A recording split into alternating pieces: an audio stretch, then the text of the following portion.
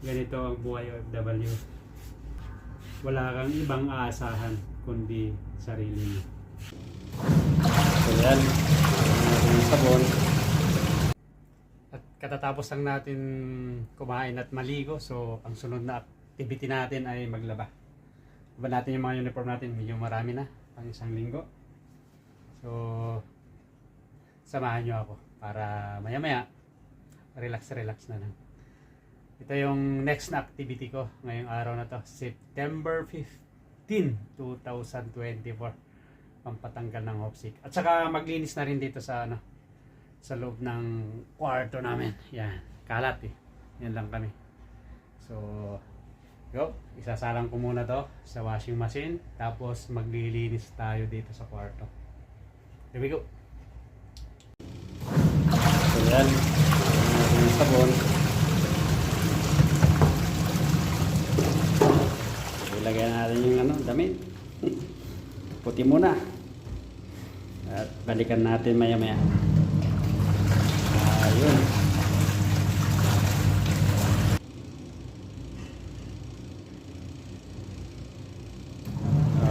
Okay. So habang naglalaba tayo ay maglinis na rin tayo dito. Matagal-tagal na rin na hindi naglinis. So talagang ganyang buhay.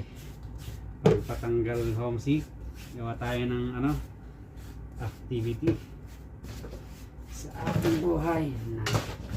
Ang hirap, tulad ng sabi ko, ang hirap maging isang OFW mapalay sa pamilya.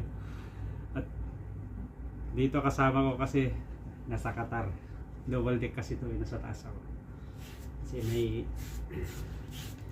yung open silang kaya mga ito sineshare ko lang. Ito yung buhay ng OFW dito pag walang pasok. Mga OFW, kung ikaw ay day off mo, ano rin ba ang mga ginagawa mo para pampatanggal homesick? Ito na, pagkatapos ko maglaba, ayos na. Kinabukasan, pasok na naman. So talagang ganyang buhay. Ganito ang buhay OFW.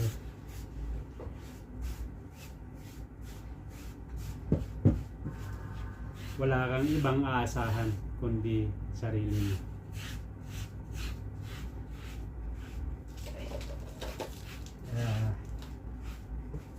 Kaya nasabi ko, konting tiis lang.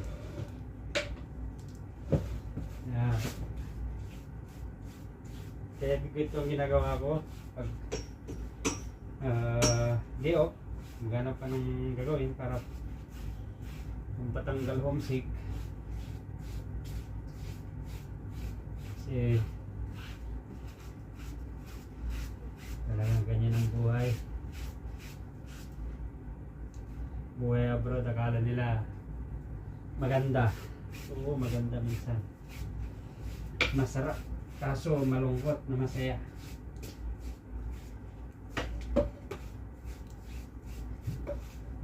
Dito wala kang maasahan kundi sarili mo lang. Natulad sabi ko nung may vlog ako dati na naglaba, sabi ko na kung ikaw ay di marunong maglaba sa Pilipinas at nag-abroad ka, pagdating dito sa abroad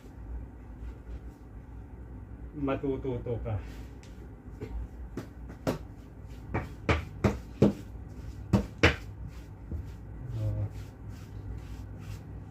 Habang hinihintay natin yung ikot ng ating nilalabhan sa washing machine.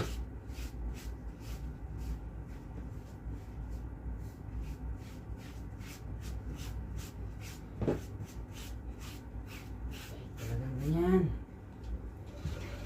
Pa.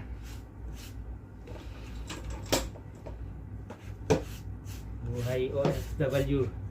So, ayos.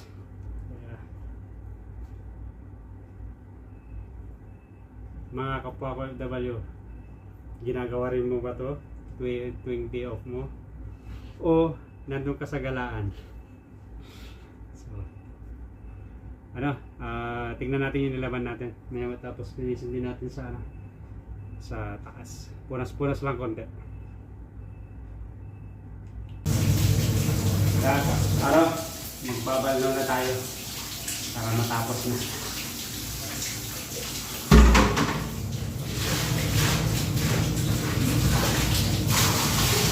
Makinis lang yan. Kasi diretso naman yung tubig.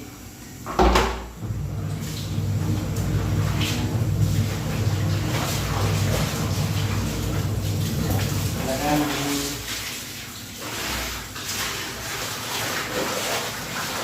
ganyan na naman. Bye. Pag-ibigis. Kaya dito sa wala kang maasahan. Pagkaman.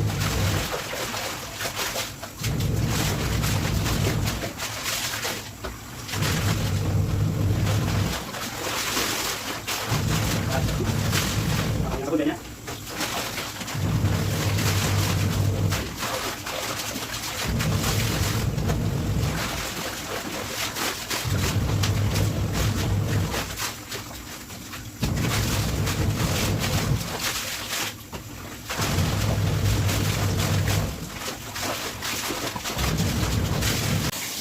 Habang pinintay natin yung tumutusalan, magdala-dalayan na tayo.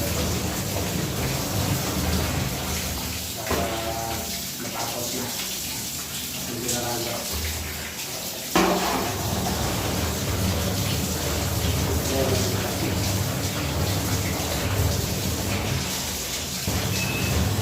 Para matapos na tayo. Ayun. May gas na lang.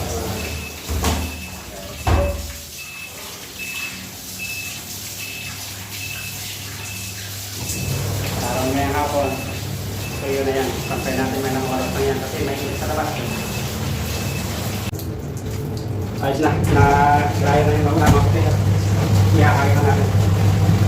So, lagyan ganyan buhay dito. Check. Tapos pala na sa kuha ka sa ikaw lahat, kuha ka sa sarili mo.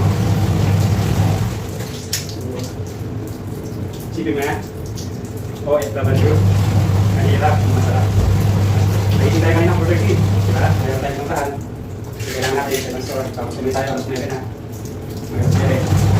Ano naman? 4, 5, 6, 7. Okay. Tapos, kumain tayo. Kain na libo. Tapos dito ay okay na tayo. Diba lang, puro puti kasi uniform. Uniform sa trabaho. Business lang talaga. Talagang ganyan ang buhay dito sa abroad. Tsaka, conflict. Kailangan mag-isip ka rin ang gagawin mo para matanggal stress.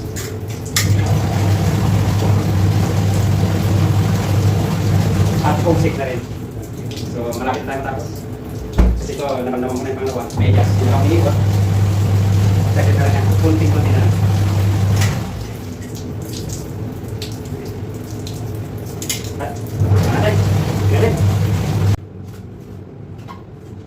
Yes! Magtatapos na tayo. Pero pagkatapos ay samahan niyo ako, magkakapi tayo ulit. Ang patanggal stress. Okay na tayo, so sabay na lang natin sa labas. Yes! Tapos na tayo maglaba. Kanyang buhay. Tsaga-tsaga. Wala namang sa aming baso. Kailangan sarili mo talaga lahat. Sasampay natin sa labas. Dali na natin sa labas. Ito na yung iba. Para may hapon. Tuyo na ba?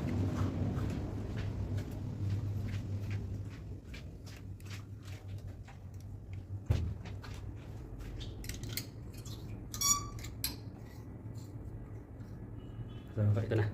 Tapos na yung nilaban natin. Yan. Okay na siya. So, pwede na tayong mag-relax. Magkape na tayo. Talaga ganyan, pag day off, maglaba. Pagkatapos, manood na lang ng social media, tawagan yung sa Pilipinas, yung mga sa buhay. Kaya po kasama, pasok ka na naman. Let's go! Samahan niyo ako, kakape muna tayo. So, tapos na tayong naglaba. At saka naglinis dito sa kwarto natin konti. So, halika't magkakape naman tayo. Nag-prepare ako ng coffee press para makarelax. Tapos, niisip ko kung anong gagawin. Nakaka-boring talaga eh. So, halika't samahan nyo ako at magkakape tayo. So, mga ka-OFW, talagang ganyan ang buhay. Ang hirap. Napakalunggot. So, buti na lang, pag may day off, nag-iisip ako ng mga activity na pwede kong gawin. Mamaya, kung di ako siguro tama rin, papagupit ako mayang hapon. Mainit pa kasi. So, let's go. Let's pour the coffee. To make some relax. Pagkatapos nating kasi anong oras tayo nagising kanina? 4:20 or 4:30. And may pinuntahan nga tayo. Yun yung activity 1 natin. Kasi kailangan tester pagkatating natin. Nagluto. Agahan. Tapos naligo. Maglaba. Ito na. Tapos na. So, let's go. Halika na at magkape tayo. Yung coffee press. Kasi kung minsan sa trabaho, kung na-stress ako, kape. Lalong ninenervyos. So,